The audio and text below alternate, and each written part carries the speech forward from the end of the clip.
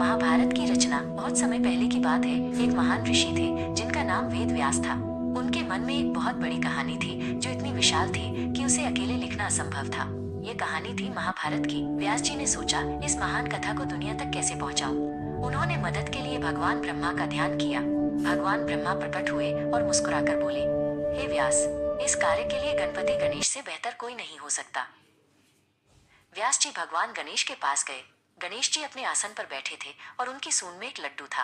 व्यास जी ने उनसे कहा, हे गणपति, क्या आप मेरे लिए महाभारत की कहानी लिख सकते? गणेश जी मुस्कुराए और बोले, मैं लिखूंगा, पर मेरी एक शर्त है। अगर आप एक बार भी रुकेंगे तो मैं लिखना बंद कर दूंगा और वापस चला जाऊंगा।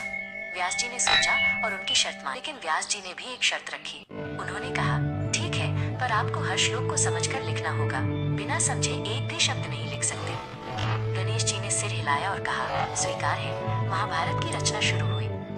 व्यास जी अपनी आंखें बंद करके श्लोक बोलते जाते और गणेश जी बिना रुके बिजली की गति से लिखते जाते। उनकी कलम की आवाज पूरे आश्रम में गूंजती थी। व्यास जी को पता था कि गणेश जी बहुत तेज हैं। जब भी उन्हें थोड़ा आराम चाहिए होता तो वे एक बहुत ही जटिल मुश्किल श्लोक बोलते। गणेश जी को उसे समझने में थोड़ा समय लगता। जब गणेश जी उस श्लोक को समझने में व्यस्त होते तो व्यास जी को सोचने और अगले श्लोक तैयार करने का समय मिल जाता। ये उनकी चतुराई थी। इस तरह दिन, महीने और साल बीतते गए। व्यास जी बोलते रहे और गणेश जी लिखते रहे। कभी कभी गणेश जी की कलम टूट जाती तो वे अपनी सूंड से अपना एक दांत तोड़कर उससे लिखना शुरू कर देते। अंत में महाभारत की रचना पूरी हुई। ये दुनिया का सबसे बड़ा महाकाव्य बन गया। ये व्यास जी के ज्ञान और गणेश जी की लगन का अद्भुत परिणाम था।